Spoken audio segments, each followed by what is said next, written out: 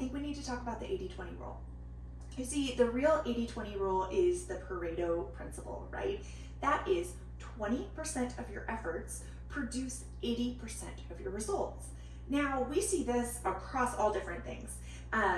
Whether it's your health that you're talking about, whether it's your work, whether it's 20% of your team produces 80% of your sales, or whatever it is, right? Like that is consistent across all different industries and areas of life.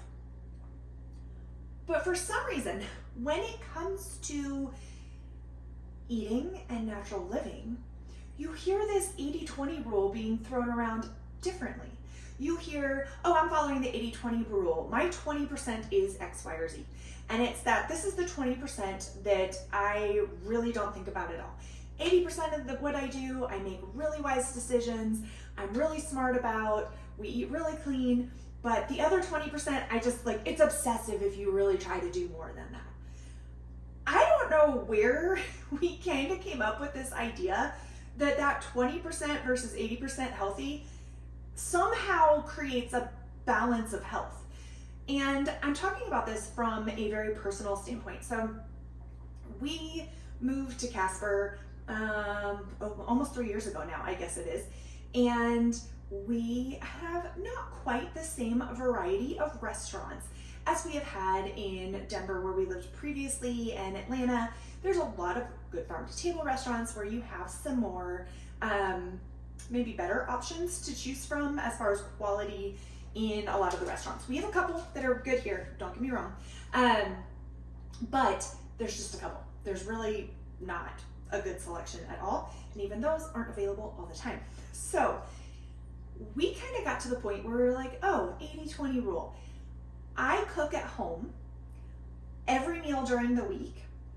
We eat out 2 meals a week.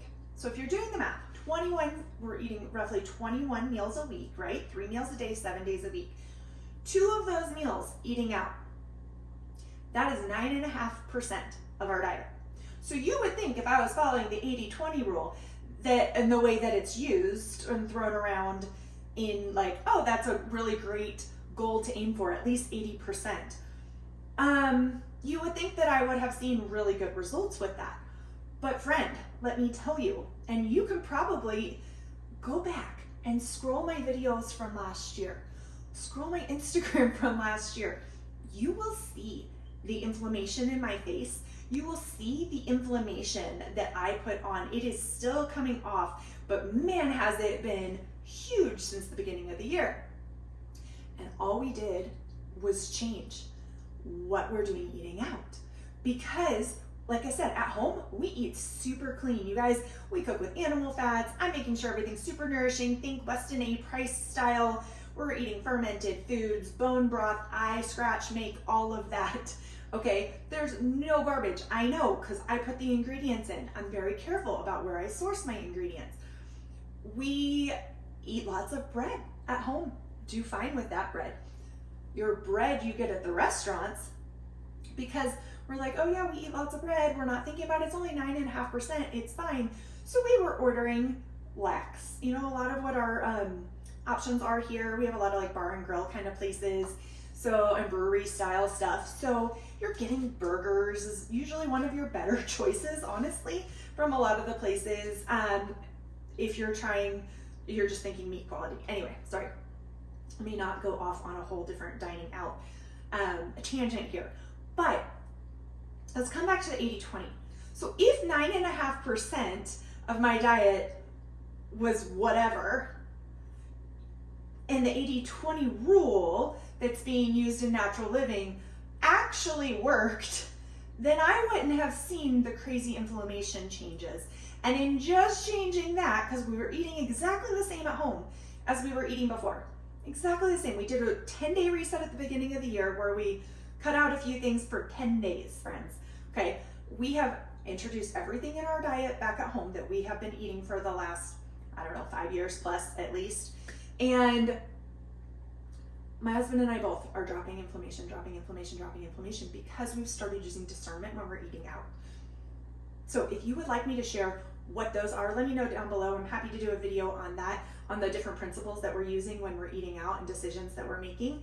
We are still eating out 2 meals a week, but we're not just ordering whatever the heck we want anymore, thinking, oh, it's just 9.5% of our diet. So you don't get to pick what 20% of your healthy living, or I should say, you don't get to pick the 20% of your living that impacts the 80% of your results. You don't get to choose. You don't get to say, well, this 80% is good, this 20% is okay. That 20% could be what's giving you 80% of your results. That is the Pareto Principle. That is the real rule. Now, I'm not saying go for perfection. Like I said, we do go out 2 meals a week. We're not getting organic, pasture, grass-fed, regenerative, grown food at these restaurants.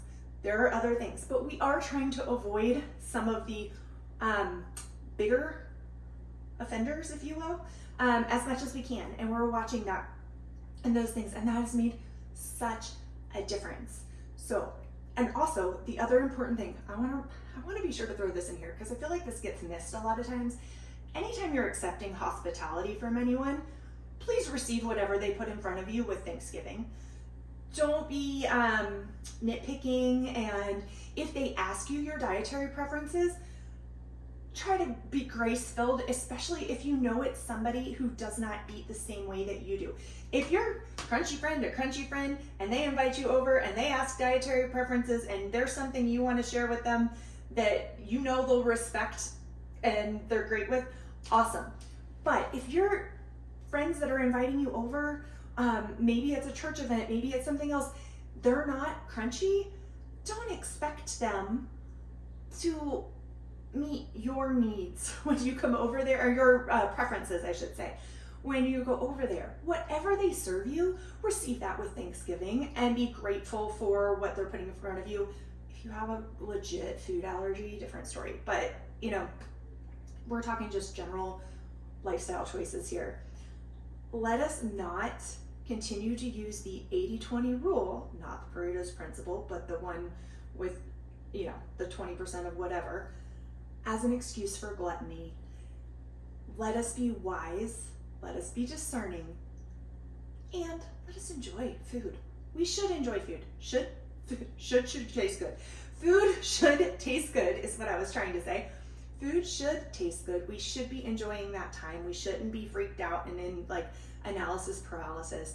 But you should also feel good after you eat and not be exhausted, not be tired. That food should be fueling you so that you have that energy then to walk in the purpose that God has given you, and you're not sick and tired and exhausted and on the couch all the time. So tell me your thoughts down in the comments below, friend. Is this something you've thought of? It hit me a couple weeks ago when I got an email about the Pareto Principle.